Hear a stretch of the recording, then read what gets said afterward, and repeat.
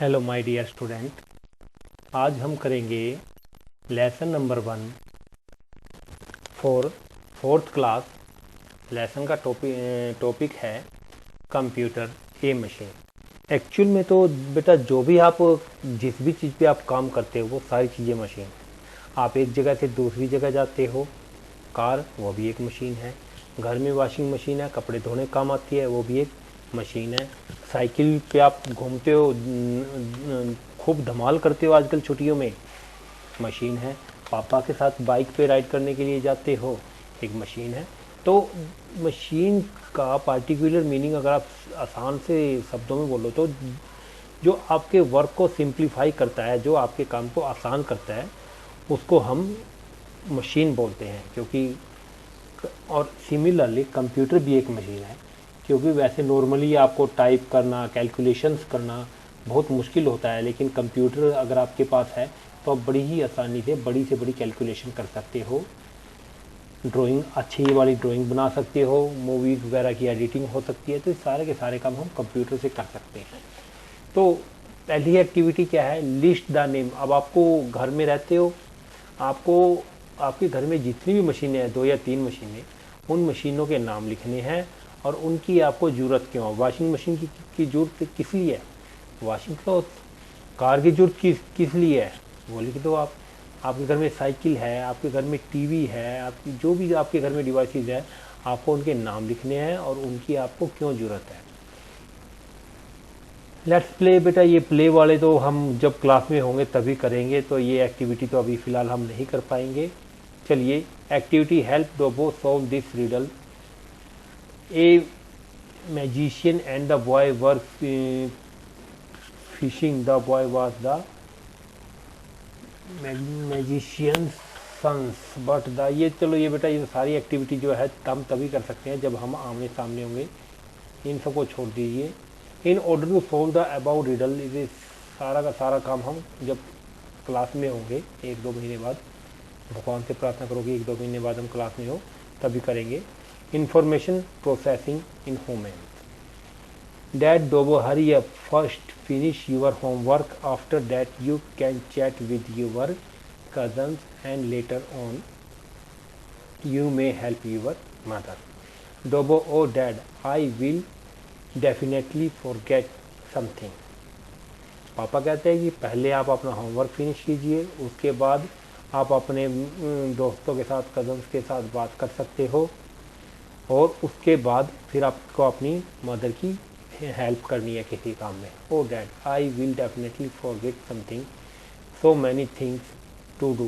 भाई जो आपने काम मुझे बोले मैं इनमें से कुछ ना कुछ भूल जाऊंगा। At time I wonder how a computer can do so many task. और वो कहता है कि मैं हैरान होगी कंप्यूटर एक ही टाइम पे कितने सारे काम कर सकता है।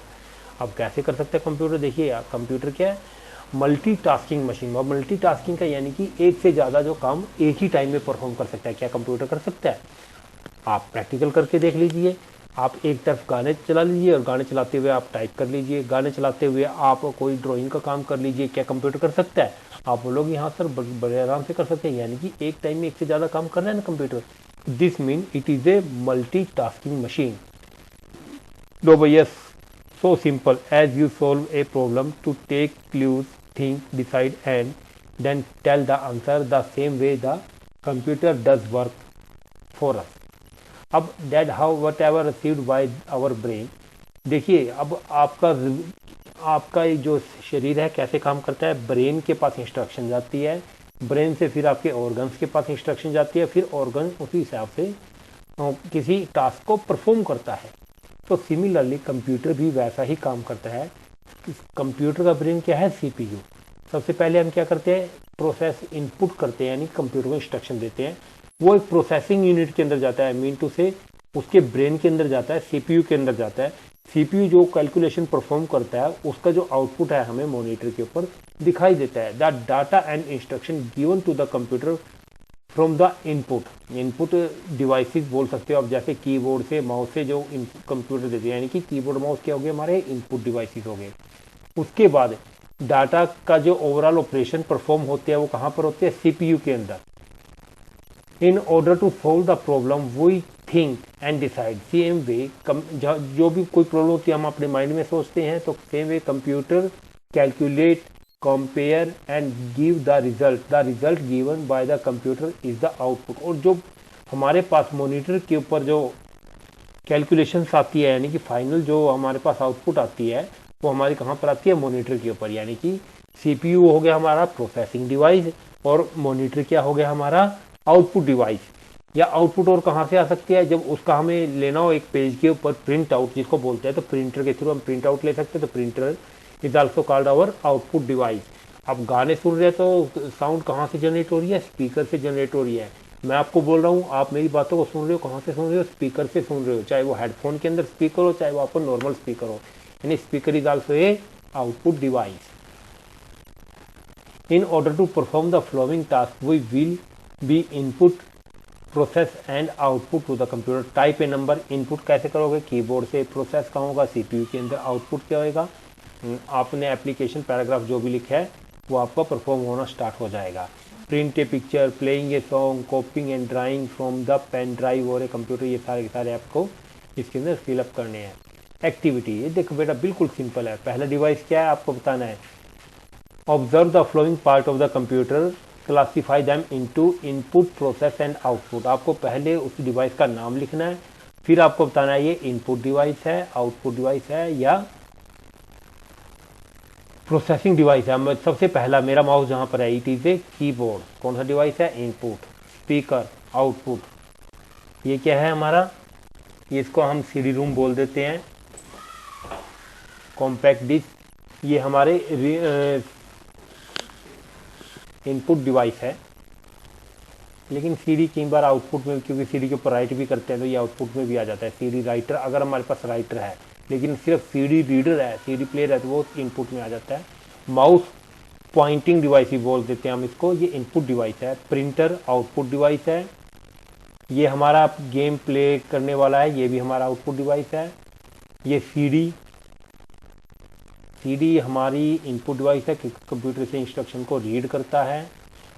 ये हमारा स्कैनर है, स्कैनर इनपुट डिवाइस है, स्कैनर के थ्रू कंप्यूटर के अंदर हमें इंफॉर्मेशन देते हैं। हेडफोन आउटपुट डिवाइस है, मॉनिटर आउटपुट डिवाइस है। उसके बाद इनपुट डिवाइसेस की आपको लिस्ट बनानी है, आउटपुट डिवाइसेस की लिस्ट बनानी है, स्टोरेज डिवाइसेस की लिस्ट बनानी है। इनपुट डिवाइस में कीबोर्ड हो गया, देखिए ऊपर से मैंने क्या बताया था, keyboard, CD, pen drive, mouse, scanner, इन सब की लिस्ट आप बना सकते हो। आउटपुट डिवाइस कौन से है यहाँ पर, आउटपुट डिवाइस स्पीकर मुझे नज़र आ रहा है, प्रिंटर नज़र आ रहा है, हेडफोन नज़र आ रहे हैं और मॉनिटर नज़र आ रहा है। स्टोरेज डिवाइस, यहाँ पर स्टोरेज डिवाइस देखो, सीडी को हम स्टोरेज डिवाइस भी बोल सकते हैं, इनपुट तो नहीं कहेंगे, स्टोरेज डिवाइस हो सकता है। ये सीडी हार्ड डिस्क इसमें है नहीं है, और इसमें स्टोरेज डिवाइस, इसमें कोई पेन ड्राइव भी नहीं दिया हुआ और कुछ नहीं, इसमें स्टोरेज डिवाइस सिर्फ एक सीडी ही है बेटा। हार्ड डिस्क बोल सकते हो। कीबोर्ड, अब keyboard is an essential part of the computer, we need to type. अगर हमें टाइप करना है तो कहाँ से टाइप करेंगे, कीबोर्ड से। It is a input device, generally keyboard के ऊपर 104 कीज होती है, ठीक है ना। Right the name of the input that you use with your smartphone. Smartphone पे आप क्या कौन सा कीपैड, यानी कीबोर्ड दो तरह के होते हैं, क्वालिटी कीबोर्ड होता है, एक सिंपल, एक आपके पास दो क्वालिटी कीबोर्ड कौन सा होता है, जिसमें QWERTY हमारा कीबोर्ड जो है क्वालिटी ही कीबोर्ड होता है। दूसरा आप वैसे कीबोर्ड होता है जिसके अंदर आप टाइप बटन की बजाय आप फिंगर से स्क्रैच करके आप लिख सकते हो, वो भी एक कीबोर्ड होता है। उसके बाद है mouse, it is also called pointing device. अगर आप सिंगल बार क्लिक करोगे सिलेक्ट करने काम आता है, किसी फोल्डर पर डबल क्लिक करोगे तो ओपन करने के काम आता है। कमांड्स होती है माउस के ऊपर, एक राइट हैंड साइड में बटन होता है, एक लेफ्ट हैंड साइड में बटन होता है। Left hand right hand side को राइट क्लिक करते हैं तो सिंगल क्लिक करोगे तो फोल्डर सेलेक्ट होता है, डबल क्लिक करोगे ओपन होता है, राइट हैंड साइड से क्लिक करोगे तो शॉर्टकट मेन्यू खुल जाता है, ताकि यहाँ से कट, कॉपी, पेस्ट, ओपन इस तरह के ऑप्शन उधर आ जाते हैं। माउस दो तरह के होते हैं, एक वायरलेस माउस होता है और एक वायर्ड माउस होता है। मैक्सिमम आपने लैब वगैरह में कभी आए हो तो वहाँ पर हमारे सारे वायर्ड माउस है। वायरलेस माउस भी होते हैं जिसके अंदर वायर नहीं होती, लेकिन उसका एक छोटा सा एक डिवाइस होता है जो एडोप्टर से टाइप का छोटा सा, वो जो सीपीयू के अंदर लगता है, जहाँ से वो कंप्यूटर माउस के साथ कम्युनिकेट करता है और माउस को हम ऑपरेट कर सकते हैं। Observe and find which type of monitor. अब ये आपके लिए एक्टिविटी है, आपके घर में कौन सा मॉनिटर है, आपके मम्मी पापा के पास, आपको उसका नाम लिखना है। जैसे इसके अंदर CRT मॉनिटर है, LED। दो मॉनिटर, पहले CRT होते थे टीवी से टाइप के, जिसके अंदर CRT होती थी, नॉर्मली आपने देखे भी नहीं होंगे और आजकल यूज़ भी नहीं होते हैं। मैक्सिमम हमारे पास कौन से मॉनिटर होते हैं, LCD। Ask your parents about the type of monitor they have used, they were student. आपने मम्मी पापा से पूछना है कि जब वो स्टूडेंट थे तो किस तरह का मॉनिटर उनके पास होता था। Find out the flowing frequently. अब उसके बाद है using the mouse keyboard data instruction enter the CPU। ये थोड़ा सा हमें वर्किंग ऑफ कंप्यूटर बताई गई है। जो पहला है CPU है, ये मेन लोग CPU नहीं बोल सकते, ये हमारी मेन यूनिट है। एंड ये जो आपको थर्ड नंबर पे ये जो दिखाई दे रहा है, this is called CPU। CPU placed it looks like this, और इसको हम यहाँ पर प्लेस करते हैं, इसको मदरबोर्ड बोलते हैं। मदरबोर्ड के ऊपर रैम रोम सब कुछ हमारा मदरबोर्ड के ऊपर होता है, और बहुत सारे ICs होते हैं इसके ऊपर। तो जो ये CPU जो है यहाँ पर इस सॉकेट के अंदर इसको फिट किया जाता है, ताकि ये पूरे के पूरे मदरबोर्ड रैम रोम के बीच कम्युनिकेशन कर सके और सभी को अपने प्रॉपर कमांड भेज सके, जैसे आपका ब्रेन आपके बॉडी पार्ट को कमांड भेजता है। तो वो यस द वायरलेस माउस और the mouse get electricity from the battery, क्योंकि वायरलेस माउस के अंदर वायर तो होते नहीं, तो ये चलता कैसे है, जिसके अंदर सेल्स डलते हैं जो आपकी वाल क्लॉक के अंदर डलते हैं, और ये जो है ये कनेक्टर एक CPU के अंदर लग जाता है। मैंने अभी थोड़ी देर पहले बताया था, ऐसे एक छोटा सा एडोप्टर होता है जो CPU के अंदर लग जाता है, जो माउस के साथ कम्युनिकेट करता है, जिससे माउस हमारा काम करता है। अब उसके बाद the CPU has 3 part. CPU के 3 पार्ट होते हैं, ALU arithmetical logical unit. Arithmetical के अंदर क्या था, अर्थमेटिकल ऑपरेशन जैसे plus minus divide multiply. Logical operation जैसे ग्रेटर देन 3, ग्रेटर देन, जैसे 3 और 5 लिखते हो बीच में आप ग्रेटर देन का साइन लगाते हो, कौन सा बड़ा है कौन सा छोटा है, छोटी क्लासेस आपने किया हुआ है, यानी कि वो लॉजिकल ऑपरेशन बोल देते हैं उसको कंप्यूटर की भाषा में। Greater than, less than, equal to, less than equal to, greater than equal to, unit यानी सबको मिलाकर एक यूनिट बन जाती है। Control unit, control unit control the flow of data. Data किस पार्ट पे किस लेवल पे जाना है, कितना जाना है, कैलकुलेशन कैसे होकर जानी है, वो सारा काम कौन करता है कंप्यूटर के अंदर, कंट्रोल यूनिट। मेमोरी यूनिट ये रिमेंबर करने का काम करती है, यानी कि डाटा को याद रखने का काम करती है। जैसे आपका ब्रेन, जब आप क्वेश्चन आंसर लर्न करते हो तो आपके ब्रेन के अंदर सारे क्वेश्चन आपको लर्न हो जाते हैं, ठीक है ना बेटा। अब उसके बाद आपको है टोबो CD एंड पेन ड्राइव। ये थोड़े से एक स्टोरेज डिवाइस का आ गया, प्राइमरी स्टोरेज डिवाइस और सेकेंडरी स्टोरेज। प्राइमरी स्टोरेज क्या होती है, जो कंप्यूटर के अंदर पार्ट लगे होते हैं, जैसे हार्ड डिस्क हो गया, ठीक है ना, जो कंप्यूटर के अंदर इंस्टॉल्ड होते हैं, उसको हम प्राइमरी स्टोरेज बोल देते हैं। अब उसके बाद secondary storage, primary storage memory, when the computer is turned off this memory lose data. Sorry, hard disk को हम प्राइमरी तो नहीं सेकेंडरी बोलते हैं, लेकिन प्राइमरी मेमोरी हमारी रैम होती है। रैम के अंदर हमारा सारा डाटा प्रोसेस होकर रैम के अंदर से आता है, लेकिन जैसे ही हम कंप्यूटर बंद कर देते हैं, हमारा सपोज कीजिए आपने एक एप्लीकेशन लिखी, लाइट चली गई या कंप्यूटर बंद कर दिया, लेकिन दोबारा आपने चले, आपको एप्लीकेशन नहीं मिलेगी। लेकिन जब तक कंप्यूटर के अंदर लाइट है तब तक वो एप्लीकेशन कंप्यूटर के अंदर रखी हुई है। क्यों? क्योंकि हमने उसको सेव नहीं किया। और सेव करने के अंदर कहाँ चली जाती है वो फाइल, वो परमानेंट स्टोरेज के अंदर चली जाती है, जिसको हम सेकेंडरी स्टोरेज बोलते हैं, जैसे हार्ड डिस्क। तो instruction and data given it are stored in the temporary memory is called primary memory, जिसको हम रैंडम एक्सेस मेमोरी बोलते हैं, रैम। और सेकेंडरी मेमोरी जो कंप्यूटर के अंदर एक हार्ड डिस्क लगी हुई होती है, उसके अंदर डाटा परमानेंटली स्टोर हो जाता है, उसको हम सेकेंडरी मेमोरी बोल देते हैं। उसके बाद और भी सेकेंडरी मेमोरी होती है, जैसे CD के अंदर हम डाटा स्टोर करके रख सकते हैं, पेन ड्राइव के अंदर हम डाटा स्टोर करके रख सकते हैं, मेमोरी कार्ड के अंदर हम डाटा स्टोर करके रख सकते हैं। तो ये जितने भी सारे होते हैं, ये हमारे सारे के सारे सेकेंडरी स्टोरेज डिवाइस होते हैं। उसके बाद बेटा ये थोड़ा सा आपके लिए हल्की हल्की एक्टिविटी है, अब जब आप ध्यान से पढ़ोगे तो इसको आप घर पे खुद ही कर सकते हो। Playing game on a website which memory will be used. अब playing game on a website पे कौन सी मेमोरी यूज होती है, permanent memory. Tux Paint stored in permanent memory में होता है। Solving a problem permanent memory के अंदर होता है। Solving a drawing, saving a drawing permanent, save करने के बाद जितना भी डाटा चला जाता है वो परमानेंट मेमोरी के अंदर जाता है। लेकिन playing a game on a website ये टेम्परेरी मेमोरी के अंदर होता है। यहाँ पर P लिखा हुआ है, ये गलत लिखा हुआ है, P फॉर प्राइमरी। हाँ, प्राइमरी के अंदर तो ठीक लिखा हुआ है, पी फॉर परमानेंट नहीं है, ये प्राइमरी मीनिंग है, ये प्राइमरी मेमोरी के अंदर लिखा जाता है। टास्क स्पेंट स्टोर्ड इन, ये गलत है, टेम्परेरी मेमोरी की, ये परमानेंट मेमोरी के अंदर होता है, प्राइमरी मेमोरी के अंदर नहीं होता, लेकिन काम प्राइमरी मेमोरी के अंदर होता है। स्टोर्ड ये कहाँ पर है, सेकेंडरी मेमोरी के अंदर, जब लेकिन काम करते हो कहाँ पर होगा, प्राइमरी, क्योंकि जैसी कोई फाइल खुलती है तो वो प्राइमरी मेमोरी के अंदर आ जाती है।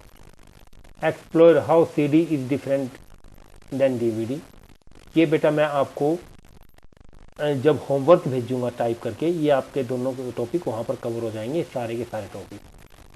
सॉफ्टवेयर, पर्पज ऑफ सॉफ्टवेयर, ये भी मैं आपको रिटन वर्क के अंदर दूंगा करके, ये जितना भी काम है सारा का सारा मैं आपको रिटन वर्क के अंदर दे दूंगा। 5 मूवीज, और ये असाइनमेंट एक्टिविटी आपको खुद करनी है। Alphabet on the keyboard, alphabet on the keyboard, functions की। अब देखिए कीबोर्ड के ऊपर 3 तरह की कीज होती हैं। नंबर 1 होती है अल्फ़ाबेट की A to Z, फंक्शनल की F1 से लेके F12 तक, नंबर की 0 to 9, कम्बिनेशन की जैसे शिफ्ट हो गया, एल्ट हो गया, कंट्रोल हो गया, यानी कि all of these are called combination की। अब कम्बिनेशन की का यूज करते हैं जो दूसरे के साथ एक कम्बिनेशन में यूज होती है। मान लो हमें सिलेक्ट ऑल करना है तो कंट्रोल A दबा दे, यानी कि कंट्रोल का भी यूज हुआ और A की का भी यूज हुआ, जिससे सारा डाटा जो है एकदम सिलेक्ट हो जाता है। इनको हम बोलते हैं कॉम्बिनेशन की। हमें कैपिटल लाइन का पहला लेटर कैपिटल लिखना है, हम शिफ्ट का बटन दबा प्रेस करके रखते हैं, पहला लेटर दबा देते हैं ABC जो भी हो, यानी कि पहला लेटर कैपिटल आएगा, बाकी सारे के सारे स्मॉल आएंगे। तो इस तरीके से हमारे पास कुछ एक कॉम्बिनेशन कीज होती है, उनकी एग्जांपल लिख देना है, शिफ्ट की, अल्ट की, कंट्रोल की, ये all of this are called combination key use for give space, space key use for sign, जो शिफ्ट के साथ जो हमारा नंबर है उनके ऊपर वाले, जो नीचे वाले डायरेक्ट होंगे, ऊपर वाले जो साइन है वो हमारे शिफ्ट की के साथ आते हैं, यानी कि कॉम्बिनेशन की साथ हैं। The key use alphabet keys right upper case letter and number keys to type the special character, वो शिफ्ट की के साथ यूज होते हैं। टॉगल की, जिससे हमारे कीबोर्ड के ऊपर एक लाइट ऑन या ऑफ होती है, उसको हम टॉगल की बोलते हैं। जैसे कैप्स लॉक की को दबाओगे तो आपके यहाँ पर मॉनिटर पे आपको एक लाइट ऑन और ऑफ होती हुई दिखाई देगी, तो उसको हम क्या बोलते हैं, टॉगल की। हमारे पास टॉगल की कौन सी है, कैप्स लॉक की, नम लॉक की। कीज स्टार्ट योर कंप्यूटर, यहाँ पे वो स्टार्ट कीज होती है तो उसको हम स्टार्ट की बोलते हैं। What is the output that we get from the printer card, उसको हम क्या बोलते हैं, प्रिंट आउट बोलते हैं। आज के लिए इतना ही। एक्सरसाइज और क्वेश्चन आंसर बेटा मैं आपको भेज दूंगा। Thank you very much.